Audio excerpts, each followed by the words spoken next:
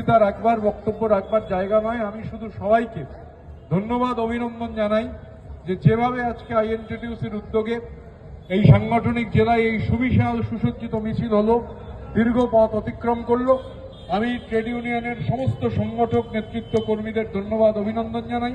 আমি সোশ্যাল মিডিয়ায় তৃণমূল কংগ্রেসের সবথেকে গুরুত্বপূর্ণ যে সোশ্যাল মিডিয়ার যারা সৈনিক, সেই ফ্যামের সদস্যরা, তারা এখানে অংশগ্রহণ করেছেন। আমি তাদেরও ধন্যবাদ, অভিনন্দন, কৃতজ্ঞতা জানাই। আমি শুধু যে কথা রথীনদা বলছিলেন সে কথার রেস ধরে একটা কথাই বলতে চাই যে এই যে ভোট, যা আগামী কাল আমাদের রাজ্যে প্রথম 3টে আসনে ভোট হতে চলেছে, আলিপুরদুয়ার, কোচবিহার, জলপাইগুড়ি। বিজেপি গতবার এই 3টে আসনে জিতেছিল। এবারে 3টে আসনে মমতা বন্দ্যোপাধ্যায়ের সভা, অভিষেক বন্দ্যোপাধ্যায়ের সভা এবং বিশেষ করে দুটো রোড শো গোটা রাজ্যে বিজেপির রাতের ঘুম কেড়ে নিয়েছে। অভিষেক বন্দ্যোপাধ্যায়ের সিতাইয়ের রোড শো এবং আলিপুরদুয়ারের রোড শো যে জনপ্লাবন হয়েছে, তা থেকে একটা বার্তা স্পষ্ট যে বাংলার মানুষ এই জমিদারদের বিদায় দেওয়ার জন্য সংকল্প গ্রহণ করেছেন। এবং বিশেষ করে এই যে মোদি কি গ্যারেন্টি লোকসভা নির্বাচনের আগে, প্রকৃতপক্ষে মোদি কি গ্যারেন্টি হচ্ছে জিরো গ্যারেন্টি।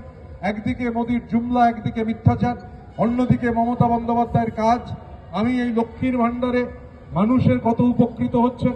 18,500 কোটি টাকা বছরে দেওয়া হতো, এবার তা দ্বিগুণ হয়েছে, কারণ 500 টাকা, 1000 টাকা, 1000 টাকা 1200 টাকা। এখানে রথীনদা আছেন, রাজ্য মন্ত্রিসভার সদস্য। আরো সামাজিক সুরক্ষার কর্মসূচি রয়েছে। আমি সেসবের মধ্যে না গিয়ে শুধু একটা উদাহরণ দিতে চাই। আমাদের রাজ্যের মাটিতে মমতা বন্দ্যোপাধ্যায় যে প্রকল্প চালু করেছেন, বিএমএসএসওয়াই, বিনামূল্যে সামাজিক সুরক্ষা যোজনা, রাজ্যের অসংগঠিত শ্রমিকদের জন্য। সংগঠিত শ্রমিক কমে যাচ্ছেন, অসংগঠিত শ্রমিক বাড়ছেন। আমাদের দেশে এই মুহূর্তে প্রতি 100 জন শ্রমিকের মধ্যে 93 জন অসংগঠিত শ্রমিক। এখন যিনি রিক্সা চালান, যিনি অটো চালান, যিনি টোটো চালান, যিনি ভ্যান চালক, যিনি রাজমিস্ত্রির কাজ করেন, যিনি জোগাড়ের কাজ করেন, যিনি বিড়ি বাঁধেন, 60 বছর হলে এদের প্রভিডেন্ট ফান্ডও নেই, গ্র্যাচুইটিও নেই, অন্যান্য সুযোগ সুবিধা নেই। তো মমতা বন্দ্যোপাধ্যায় কি করলেন? মমতা বন্দ্যোপাধ্যায় বিএমএসএসওয়াই চালু করলেন, রথীনদাদের সরকার, রথীনদারা যে মন্ত্রিসভার সদস্য। এই বিএমএসএসওয়াই কি? যে কোনো অসংগঠিত শ্রমিককে শুধু নাম লেখাতে হবে।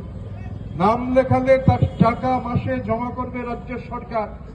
যেদিন এই অসংগঠিত শ্রমিক, তার 60 বছর বয়স হবে, তার অ্যাকাউন্টে 2,80,000 টাকা প্রভিডেন্ট ফান্ড বাবদ রাজ্যের সরকার, মমতা বন্দ্যোপাধ্যায়ের সরকার পৌঁছে দেবেন। এটা হচ্ছে মমতা বন্দ্যোপাধ্যায়ের গ্যারেন্টি। আর গত 2011 থেকে 2023-এর ডিসেম্বরের হিসেব, 31শে ডিসেম্বরের হিসেব, আমাদের রাজ্যের 1,64,00,000 অসংগঠিত শ্রমিক এই বিএমএসএসওয়াই প্রকল্পের আওতাভুক্ত হয়েছেন। আর তাদের মধ্যে যাদের এই সুযোগ সুবিধা প্রাপ্য হয়েছে, তার জন্য মমতা বন্দ্যোপাধ্যায়ের সরকার কত টাকা খরচা করেছেন?